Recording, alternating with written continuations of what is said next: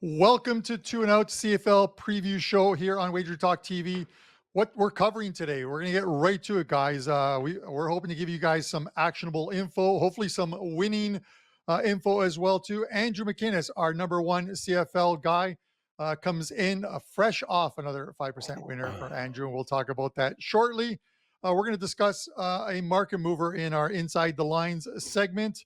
And then, of course, we have our CFL insider, Rob Braley, coming in. He is going to obviously give us a ton of actionable info, and we'll cover some of the Week 11 takes. A big weekend of football, a big week and weekend of football coming up. But before we get there, guys, I want to remind you guys, if you don't want to miss this show or any of the other great shows that are on Wager Talk TV, hit that subscribe button. You'll never miss a show. And then while you're at it, hit that like button. We can always use those likes. But speaking of likes, Andrew, I'm going to bring you in, man. I didn't just like that play you had on the weekend and the extra point you gave out on last week's show. I loved it, man. Congrats on that 5% winner. And how you doing real quickly? Really great to be here with both of you guys, Carm. Looking forward to another week in the CFL. And yeah, it was great to cash a 5% ticket. Again, thank you to Rob and the BC Lions for this jersey. I got a Justin McInnis jersey. Had the jersey on for game day. BC Lions cashed me a ticket. They're -5.5 at the opener, close as -7 favorites.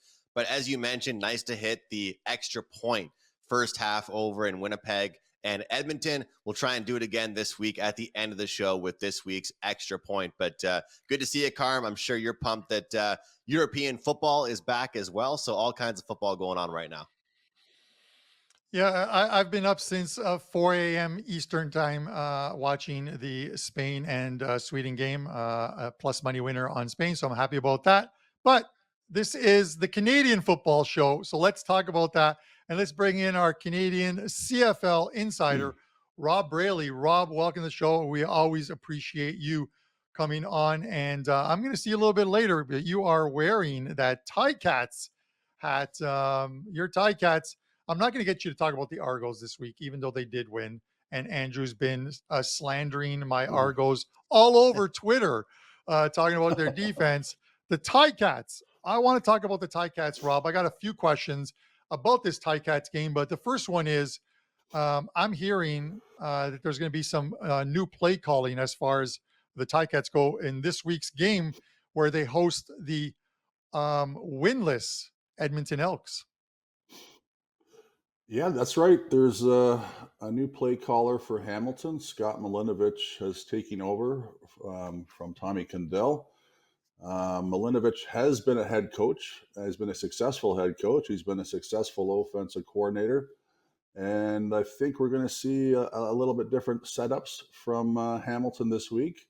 They had the bye weeks. So they've had some time to prepare. They still got a very young quarterback in Taylor Powell, and they got maybe a questionable receiving core, but they only got so much to work with. So it'll be interesting to see how he changes.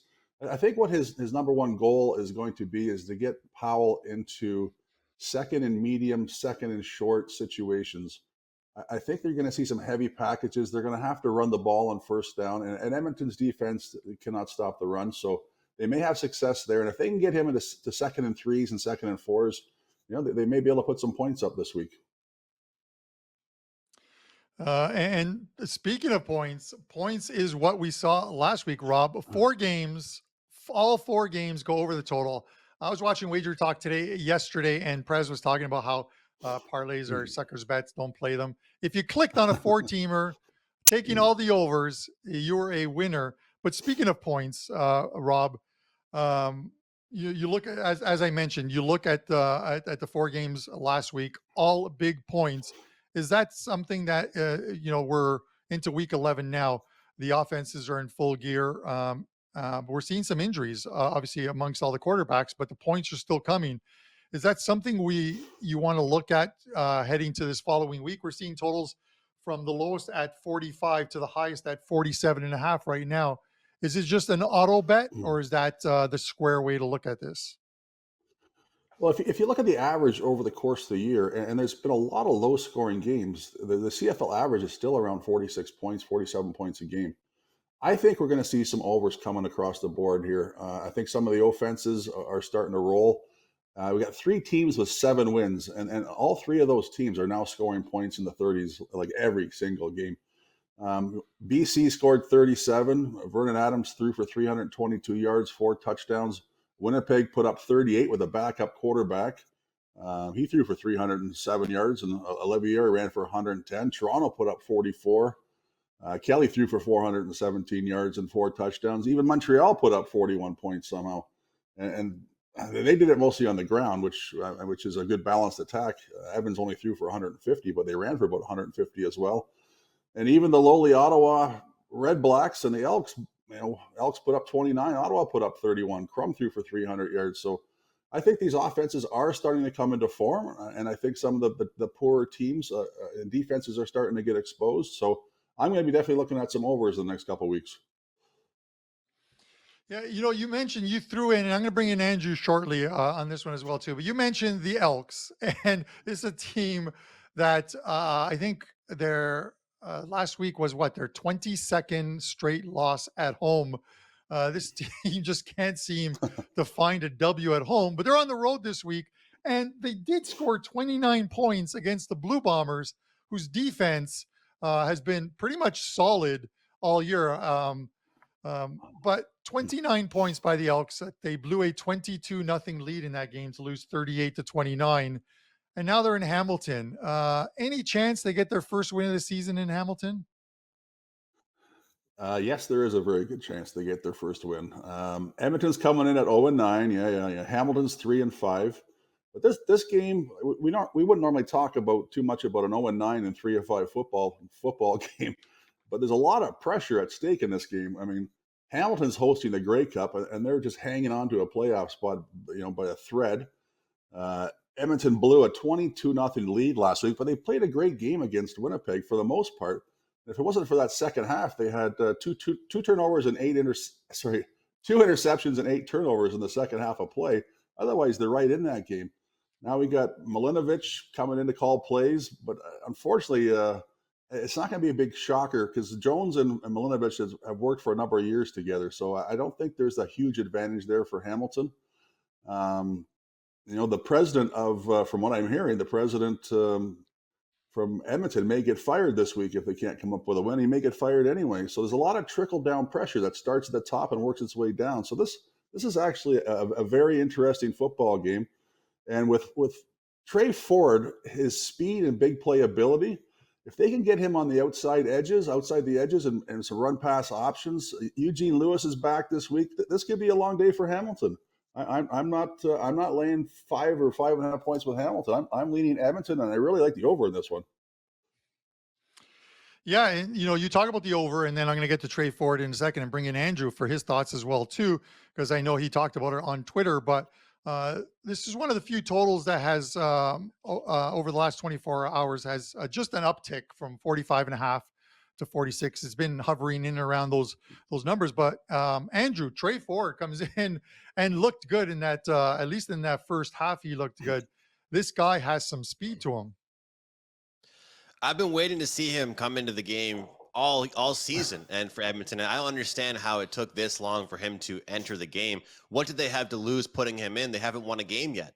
They had to mix things up. And, it sounds weird to say there's pressure on Trey Ford coming in because, well, like I said, they're winless, but he certainly lived up to any questions anybody had about them, pretty much giving Chris Jones no questions and pretty much no choice whether to start him again or not. I mean, whether or not they came up with the big W or not, they still were able to, make plays, like Rob said, the big plays, and he's mobile. That's the biggest thing with CFL quarterbacks. I've talked about it throughout the season here on 2 and Out.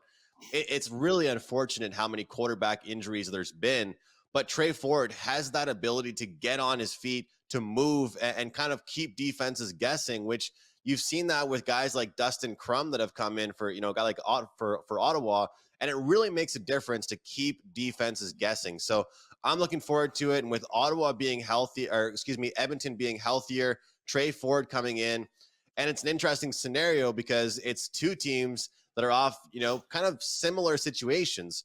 Edmonton had their bye week just 2 weeks ago. Hamilton's off their bye week from last week, and both teams recently changed their offensive coordinators. And there's been a lot of quotes out of Hamilton saying, hey, let's not act like things are going to change immediately. We don't have, instant expectations for the change of the play calling. But we saw it with Edmonton. When an offensive coordinator takes over, when there's a new guy making play calls, he wants to make things look different. He wants to make it very clear there's somebody new in town calling those plays. And we saw that with Edmonton. So I would agree with Rob that this game should have some points. All right, Andrew McInnis, our CFL insider over at WagerTalk. He's making money for his clients. You can find him on Twitter at McInnis Picks, and of course Rob Braley, the CFL insider, on the show as well too. And you can find him at Rob_Braley on Twitter or X, whatever they want to call it. But Rob, I'm going to go back to you for a second, and for you guys out there that are watching this, please drop a comment below. Let us know if you think the Elk can get their first win against the Hamilton Tiger Cats. We had some great comments last week from you guys. We always look forward to them. So drop some more. Tell us what your favorite pick of the week is, whether it's a side, whether it's a total, whether it's a dog. Let us know what you like in the comments below. We always appreciate those from you. Rob, I know you're a Hamilton guy and you don't want to go against them. The Elks are getting +4.5 in this one. Coming off a bye last week, they got out to a 22-0 lead. And the first thing that came to my mind was the stat. Teams off a bye were 9-1 going into last week. The Elk came off a bye. They almost made it 10-1 before they ran out of juice, but they covered the spread. 4.5 points. Last thoughts on this game before we get into our Inside the Number segment. I think Edmonton's biggest problems have been the second half. If you look at their last 3 football games, they got beat in the second half of each one of those games. Last week was 27-4. They lost 11-0 the second half to BC. And even in the Hamilton loss early in the season, I think it was week 6, Hamilton clearly was the better team in the second half. But most of that was, it's all about protecting the football and turnovers and penalties. If they can clean that up, I think this Edmonton team is going to be fine in this game. I'm not saying they're going to go out and beat, BC or Winnipeg anytime soon. But the other thing you got to consider, every game in Hamilton is a wide open stadium. It's built above ground. Most stadiums are built into the ground. So special teams are going to be a huge factor in this game, I also believe. Edmonton has gone with a 36-year-old rookie kicker out of England or Australia. I think he's from England anyway. So his ability to make 45-yarders under pressure, is his legs strong enough? There might be some wind. So Jeff Reinbolt and his special teams unit, if they have an advantage of this game, that could also help Hamilton. Other than that, I see this as a classic CFL. I think this game is going to give us everything. It's going to give us some turnovers, field position. There might be some defensive touchdowns. There's going to be some touchdowns, some big plays. For an 0-9 team against a 3-5, I think this could be an exciting football game for a CFL. It certainly would. Andrew, I got to ask you this. Calgary last week, 37-9, they lose to the Lions, who were in a fantastic bounce back spot after that defense that's been solid all year, allowed 50 to the Blue Bombers. Talk to me about the scheduling for this Calgary team to close out the season. You've been looking at their schedule closely. Is this a team that, and this is something we talk about on Puck Time, you can look at a team schedule and decide whether they're a buy on or sell team. Give me your thoughts on this Calgary Stampeders schedule. Carm, I really find that this season, you haven't really been able to get good numbers on this Stampeders team. And one thing that Las Vegas Chris has been saying in a lot of his NFL preview videos, he doesn't bet season win totals in a lot of futures in the NFL because it can kind of make you a little bit biased during the year. I have a season win total over for the Calgary Stampeders. That's probably the worst one I have right now. All my other futures are looking great, but this team has not won some of the games I thought they might win. And honestly, dropping that game against Ottawa a few weeks ago really hurt their chances, I think, of going over their 9.5 wins. You look at their upcoming schedule, they've got the Winnipeg Blue Bombers, the Argos, and they go back-to-back against the Elks. But after that, it's an improved Alouettes team, the Rough Riders, the Lions again, and they close things out against the Blue Bombers. To me, this is a very competitive schedule that I do not think that when they're underdogs, you're getting enough points with this Calgary team. I've been looking to fade this Calgary team down the stretch. I've realized that even though Jake Mayer was the only starting quarterback that hasn't been injured yet, maybe there's some backup quarterbacks in the league that are better than him. Honestly, he might be a first-string guy, but I believe there's a few backups around the league that are playing better than he is as a starter. So I'm looking to sell Calgary moving forward until the odds makers start reacting. We'll see what happens moving forward after we saw what happened last week. They couldn't put many points on the board, but this is a team that I haven't been impressed with on a week-by-week basis. I haven't seen much improvement, and that is the biggest thing in football you want to see. There's one game a week. You get all week to practice and change things around. Calgary's a team that I just haven't really seen much improvement from week 1 to here going into week 11. They're the same team, Carm, that I saw at the start of the season, and for me, that's just not enough. So I'll look to sell on this team, and quite honestly, when they have that back-to-back against Edmonton, the home and home, as some might say, chances are I'll be looking to bet on Edmonton at that time. All right, Andrew McInnis, our CFL guy over at WagerTalk. You can find him at WagerTalk and check out his page for his CFL plays. Andrew, you talk about Calgary and only scoring like 9 points this last week. This week they faced the Winnipeg Blue Bombers, who've scored 88 points over the last 2 weeks. And that's my segue into this next section, which is inside the numbers. And we'll have a look at the numbers, the week 11 numbers up on the screen. And Andrew, looking at these games, what were your first thoughts as far as where the market mover could possibly be in these 4 games, and what line you expect to move? Yeah, taking a look at these numbers, Carm, obviously we have the Elks and the Tiger Cats opening things up for us. We have the Tiger Cats -4.5 home favorites here. Total, as you mentioned, slight movement towards the over, currently sitting at 46. Winnipeg and Calgary. Calgary 6.5 home underdogs here in this one, and the total sits at 47.5. Montreal, Ottawa. We have Ottawa as short home dogs at +2. And the total sits at 47. And BC, Saskatchewan closing out the week. Saskatchewan home underdogs +7.5, and the total at 45. This is the one I wanted to look at. I kind of changed my mind. I was going back and forth all week on what I really thought the market mover would be. But the Blue Bombers and Calgary Stampeders. I just talked about the Calgary Stampeders, how I'm looking to sell them.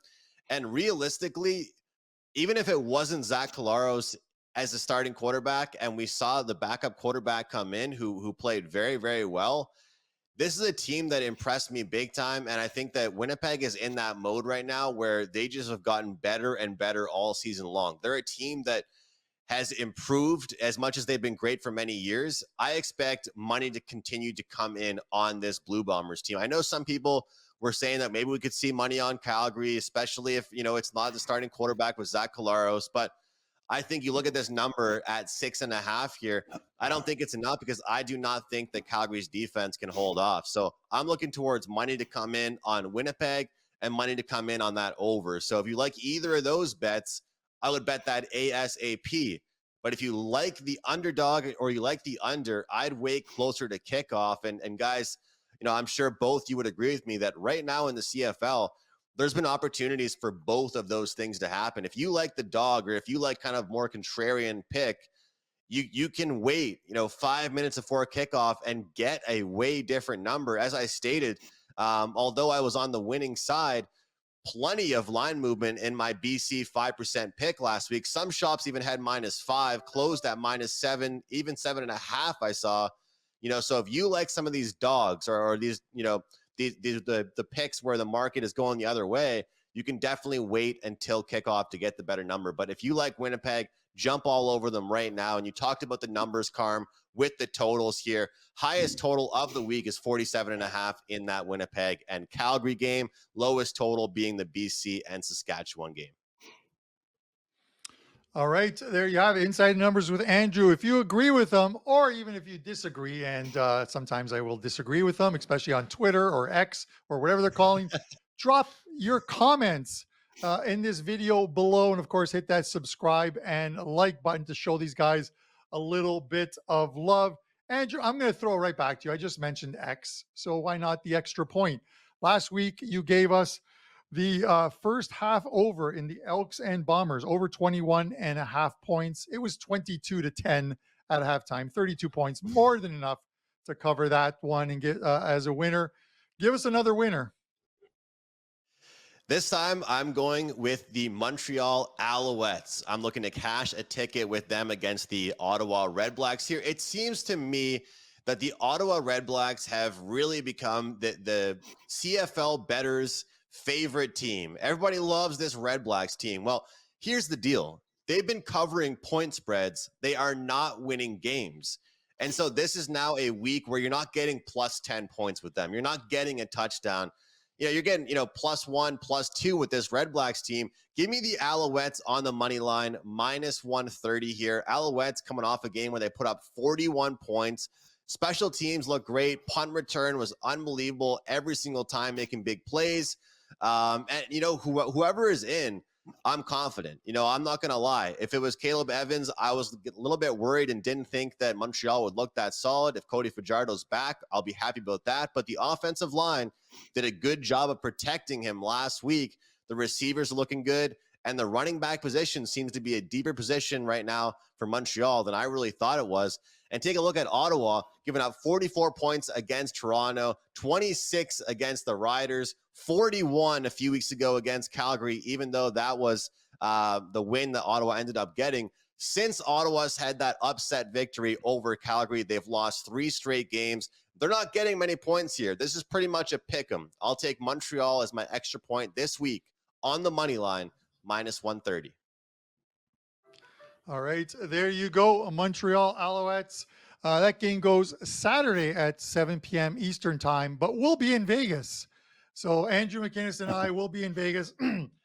Kelly Stewart has a cabana booked at Stadium Swim, so maybe that TV inside the cabana, Andrew, will be showing the Montreal and Ottawa game. I doubt it, but we'll give it a shot. No If pressure you're on in me. Vegas, if you're in Vegas and you want to grab a beer with Andrew and I, again, drop a comment at the bottom of this video. We'll be at Circa and the D, and maybe even hanging out at Bar Canada inside the D. It seems only fitting. Andrew will be wearing his CFL jersey. I may bring a Chad Kelly jersey myself. Guys, that's it on today's show. We're going to be back next week for week 12 if we survive Vegas. For myself, our CFL insider, Rob Braley, and Andrew McInnis, this is Two and Out, our CFL preview show. Good luck this weekend, and we'll see you next week.